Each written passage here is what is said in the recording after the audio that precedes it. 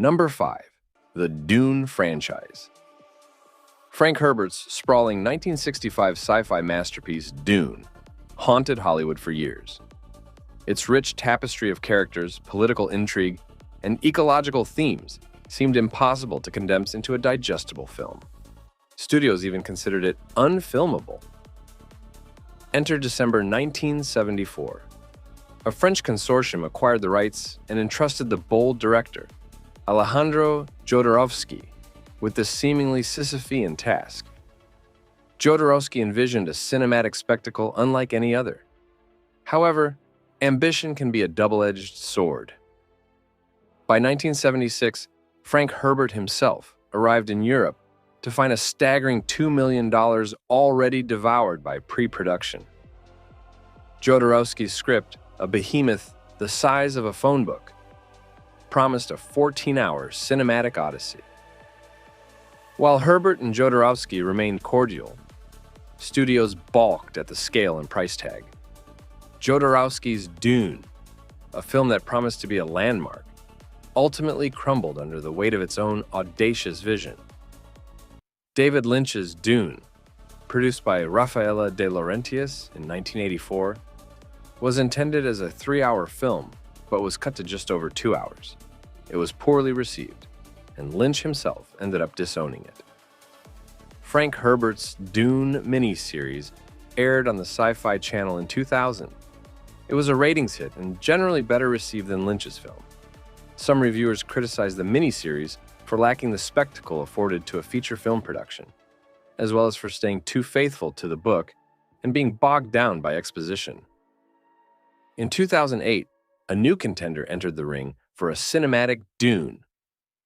Paramount Pictures secured the rights after a year-long struggle and announced a faithful adaptation with a focus on the novel's environmental themes. At the helm, director Peter Berg initially signed on, but he departed a year later, citing creative differences. The search continued. Paramount, armed with a script and a tightened budget, sought a director who could bring Dune to life for under $175 million. Enter Pierre Morel, known for his action films. Briefly attached, Morel envisioned his own take, prompting a script rewrite. Unfortunately, this collaboration also fizzled out in November 2010. By March 2011, Paramount threw in the towel. Dune, once again, remained unconquered by Hollywood. In 2016, Legendary Entertainment nabbed the elusive Dune rights, both for film and TV. Fast forward to 2019, production ignites and Warner Bros. Pictures comes on board for distribution. In September 2021, the premiere at the Venice Film Festival unveils Dune. The film then takes on a hybrid release, gracing both theaters and HBO Max. A strategy born from the throes of the COVID-19 pandemic. Dune Part 2, originally slated for November 2023, faces a delay due to a strike, but finally blasts off in March 2024. Critics rave about the dazzling visuals, and audiences flock to theaters, propelling the film to the top of the 2024 box office with over $626 million grossed. Number 4. 12 Monkeys, 1995. A remake of La Jetée, 1962. La Jetée is a 1962 French science fiction featurette constructed almost entirely from still photos. It tells the story of a post-nuclear war experiment in time travel, spanning a conscious 28 minutes shot entirely in black and white. Terry Gilliam's 12 Monkeys, 1995, was directly inspired by and borrows several concepts from La Jetée. Starring Bruce Willis, Madeleine Stowe, Brad Pitt, and Christopher Plummer, 12 Monkeys unfolds in a post-apocalyptic future ravaged by disease. The film follows a convict sent back in time to gather crucial information about the man-made virus that decimated most of the human population. The similarities between the 1962 short and the 1995 movie are striking. Both films depict a world devastated by a deadly virus, pushing humanity to exist underground or in desolation. A central character is sent on a mission into the past to uncover the virus's origins and potentially prevent its catastrophic release. Furthermore, a recurring dream or memory of a specific past event haunts the protagonist, significantly influencing their present actions. In La Jetée, this haunting memory is a childhood recollection of a woman at an airport. In 12 Monkeys, it manifests as a perplexing vision of a boy witnessing a man being shot at an airport. Both films delve into the existential question of whether these time travel missions are predetermined fate or if the characters hold agency to alter the course of the future. Number 3. Night Swim 2024. A remake of Night Swim, 2014 short. The film's origins go back to 2014, when Bryce McGuire wrote and directed his low-budget, 5-minute 2014 short film Night Swim. The short film was released on YouTube on October 12, 2014, and went viral, allowing McGuire to break into the film industry as a screenwriter.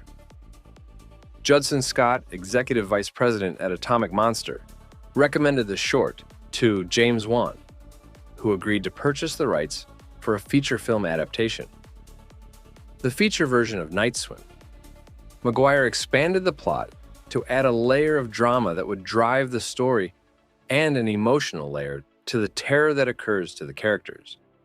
This involved adding an epic supernatural mythology with a gothic fairy tale undercurrent for the story's sinister swimming pool. Number 2, Jungle to Jungle, 1997. A remake of Little Indian, Big City, 1994. Un Indien dans la Ville burst onto the vibrant French screens on December 14, 1994, offering a delightful concoction of humor and adventure.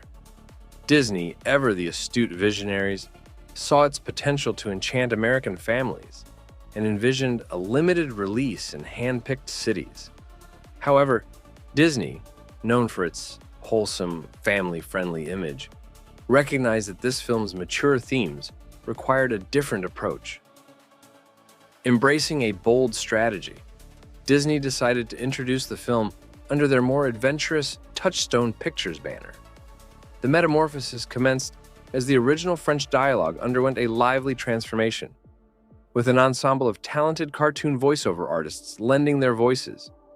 Reborn as Little Indian Big City for its grand American unveiling, the film took on a vibrant new persona, poised to capture the hearts of its newfound American audience.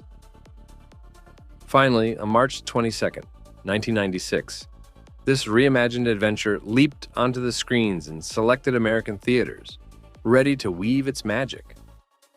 However, Disney's creativity didn't stop there. They ventured to create a more child-friendly version of Little Indian Big City, a tale they christened Jungle to Jungle.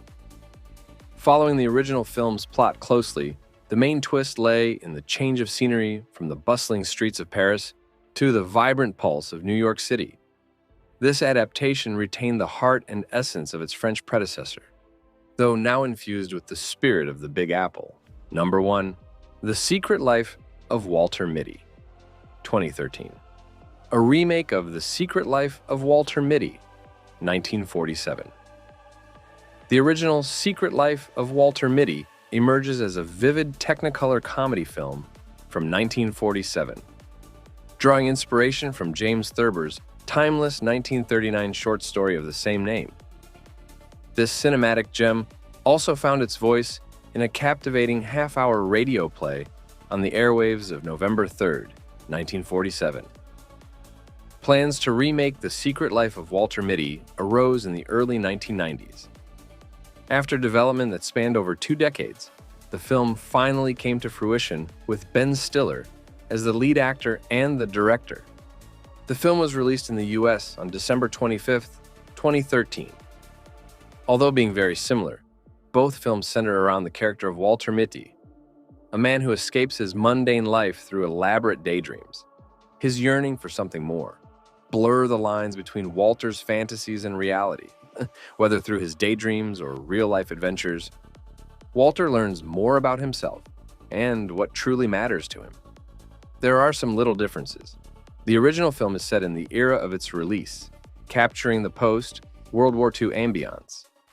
In contrast, the 2013 version updates the story to a more modern setting, reflecting the present-day world. In the 1947 film, Walter Mitty is portrayed as a bumbling, daydreaming man who finds solace in his fantasies. The 2013 version, Walter Mitty was more introspective and reflective, on a journey of self-discovery and adventure. Additionally, the 2013 version introduces a more prominent adventure element, with Walter embarking on a physical journey to track down a missing photograph. So there we have it, 5 movies that you might not know are remakes.